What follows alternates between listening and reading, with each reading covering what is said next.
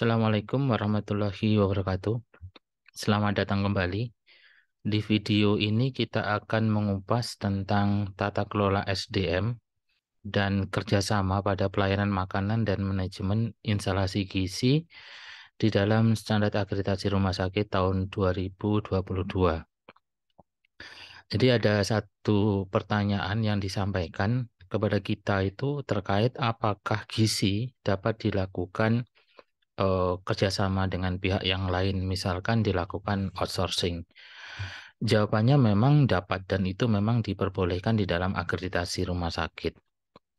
Nah, tentang uraiannya, jadi kita tahu bahwasanya ketentuan tentang pedoman pelayanan gizi rumah sakit itu bisa kita temukan di dalam Peraturan Menteri Kesehatan Nomor 78 Tahun 2013. Dikatakan bahwasanya pelayanan gizi itu dilakukan untuk mempertahankan, memperbaiki, dan meningkatkan status gizi dari pasien melalui pendekatan promotif, preventif, kuratif, dan rehabilitatif. Keadaan dari gizi itu sangat mendukung proses penyembuhan dari penyakit. Sebaliknya, proses penyakit yang dialami oleh pasien itu akan sangat berpengaruh terhadap keadaan gizi pasien. Oleh karena itu memang diperlukan terapi gizi. Nah, ruang lingkup pelayanan gizi di rumah sakit itu meliputi pelayanan gizi rawat jalan, kemudian rawat inap, kemudian penyelenggaraan makanan, serta penelitian dan pengembangan gizi di rumah sakit. Jadi ada 4 ruang lingkup area pelayanan gizi rumah sakit. Manakala kita berbicara tentang kontrak pelayanan gizi dengan pihak lain, itu kita bisa temukan di bab tata kelola rumah sakit dan itu dikategorikan sebagai kontrak manajemen. Jadi kontrak di dalam akreditasi kita kenal ada 2 kontrak, kontrak klinis dan kontrak manajemen. Untuk layanan gizi dikategorikan sebagai kontrak manajemen. Jadi kontrak manajemen adalah perjanjian yang menunjang kegiatan rumah sakit dalam memberikan pelayanan kepada pasien. Nah, untuk penyelenggaraan makanan, bentuk penyelenggaraan makanan di rumah sakit ada 3 sistem. Yang pertama, sistem swakelola. Artinya dikelola oleh rumah sakit. Mulai dari proses penerimaan bahan makanan sampai dengan bentuk bahan makanan yang jadi dan siap didistribusikan. Itu dikelola oleh rumah sakit.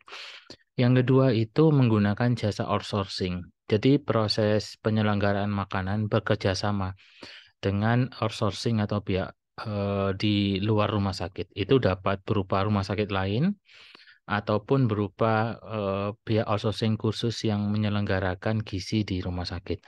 Yang ketiga adalah sistem kombinasi. Jadi ada sebagian dari menu itu yang berasal dari rumah sakit atau pihak yang lain dan sebagian lain dikelola oleh gizi di rumah sakit. Nah, apabila rumah sakit itu menyelenggarakan kegiatan dikelola oleh pihak lain, maka ada beberapa kriteria yang kita sebut dengan perjanjian kerjasama kontrak manajemen ataupun kontrak klinis. Kriterianya sama. Yang pertama itu adalah manajemen rumah sakit itu perlu menetapkan kriteria dan isi kontrak agar kerjasama dapat berjalan. Jadi proses kriteria dan isi kontrak itu memang ditetapkan oleh rumah sakit sebagai ketentuan dasar. Oleh karena itu, bentuk kontrak untuk rumah sakit itu bentuknya itu seragam karena ketentuan yang mengatur itu adalah berasal dari ketentuan rumah sakit. Yang kedua itu adalah pimpinan unit berpartisipasi dalam mengkaji dan memilih. Artinya memang pilihan untuk melakukan kontrak manajemen dalam artian di sini adalah kontrak untuk gizi itu merupakan pilihan dari kepala unit atau unit pengelola gizi di rumah sakit. Kemudian yang ketiga, kontrak dan perjanjian tersebut merupakan bagian dari program mutu dan keselamatan pasien. Jadi proses evaluasi dari kontrak itu merupakan bagian dari programnya PMKP. Kemudian yang keempat itu rumah sakit perlu meminta informasi mutu atau quality control-nya. Kemudian melakukan analisis dan mengambil tindakan apabila informasi mutu itu misalkan ada yang tidak tercapai. Jadi status mutu itu dipantau secara teratur oleh rumah sakit. Kemudian yang kelima itu adalah isi kontrak. isi kontrak itu mencantumkan jaminan mutu dan keselamatan pasien, kemudian mencantumkan data atau laporan apa yang harus dikirimkan kepada rumah sakit, bagaimana frekuensi penyampaian laporan serta formatnya. Jadi proses penyampaian laporan biasanya mengikuti ketentuan dari rumah sakit. Ketentuan rumah sakit misalkan ketentuan mutu itu di dalam kaidah mutu rumah sakit itu dilaporkan setiap 3 bulan sekali kepada direktur, direktur kepada dewan pengawas. Jadi kaitan dengan pelaporan kontrak manajemen itu dilakukan secara seragam, yaitu setiap 3 bulan karena merupakan bagian dari indikator mutu unit yang dilaporkan dan merupakan bagian dari indikator mutu prioritas unit yang memang harus dilaporkan secara periodik kepada direktur dan dewan pengawas atau representasi dari pemilik. Kemudian pimpinan unit layanan menerima laporan mutu dari pihak yang dikontrak, kemudian menindaklanjuti dan memastikan laporan tersebut diintegrasikan. Jadi walaupun ini adalah kontrak manajemen, yang kerjasamanya itu adalah dengan pimpinan rumah sakit, pimpinan unit itu tadi di awal disampaikan berpartisipasi mengkaji dan memilih. Pimpinan unit juga akan menerima laporan secara periodik. Nah, pimpinan unit juga akan melakukan proses pemantauan indikator mutu unitnya yang itu merupakan bagian dikontrakkan dengan pihak yang lain. Nah, berikutnya itu adalah standar SDM unit gizi. Jadi dalam kaidahnya tenaga unit gizi itu dibagi menjadi dua, yaitu registered dietitian atau unit gizi atau staf gizi itu adalah bagian dari tenaga kesehatan lain yang terregistrasi. Yang kedua adalah technical registered dietitian atau tenaga teknis yang terregistrasi. Jadi jasa buganya itu terregistrasi. Nah, eh, yang RD atau tenaga kesehatan gizi itu bertanggung jawab terhadap pelayanan asuhan gizi dan pelayanan makanan serta dietetiknya yang digunakan. Sedangkan untuk tenaga teknisinya itu bertanggung jawab membantu tenaga gizi dalam melakukan asuhan gizi dan pelayanan pasien serta dietetiknya dan melaksanakan kewenangan sesuai dengan kompetensinya.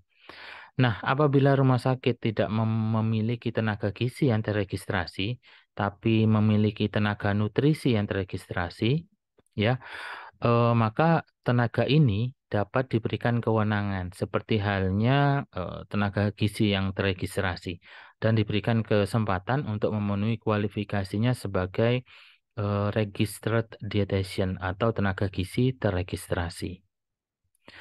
Nah, untuk tenaga gizi yang terregistrasi ini dibagi menjadi 4. Yang pertama itu adalah tenaga gizi yang kompeten atau nutrisionis ahli dengan jabatan ahli pertama pada jabatan fungsional. Ini kriterianya telah mengikuti pendidikan profesi dan uji kompetensi, kemudian terregistrasi dan memiliki pengalaman praktik kurang atau sama dengan 4 tahun. Kemudian yang kedua itu adalah tenaga gizi spesialis kan gitu.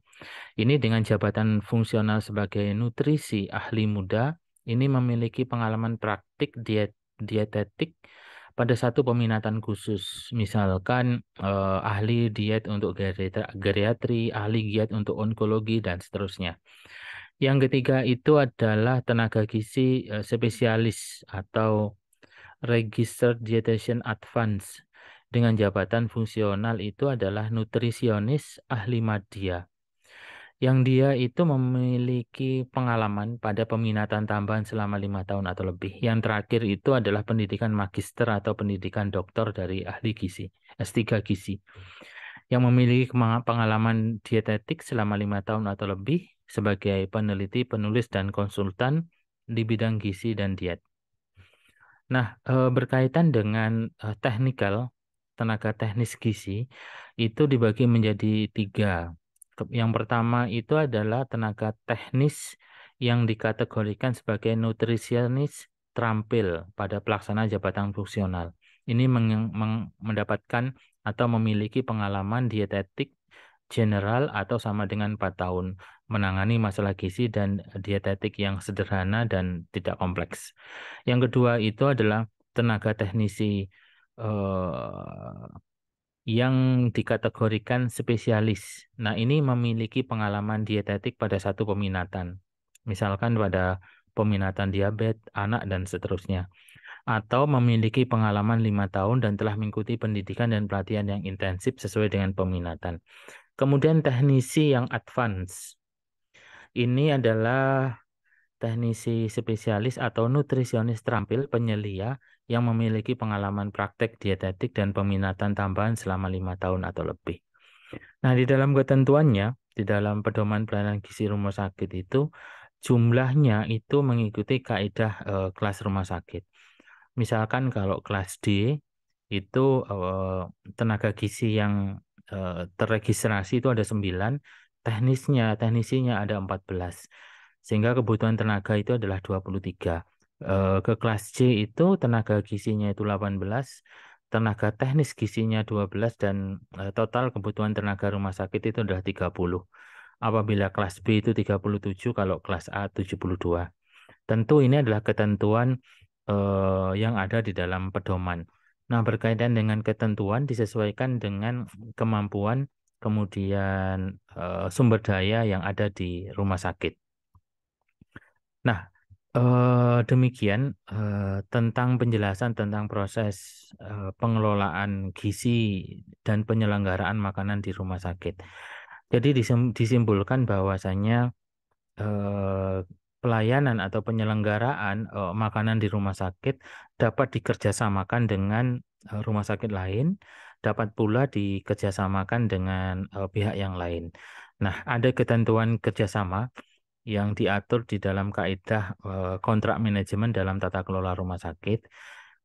Dan ketentuan itu dapat dirupakan dalam bentuk checklist begitu sehingga nanti proses akreditasi akan melakukan penilaian pencapaian dari checklist yang ada berkaitan dengan kontrak manajemen gizi di rumah sakit. Jadi itu sekian, sampai bertemu pada video selanjutnya. Terima kasih. Assalamualaikum warahmatullahi wabarakatuh.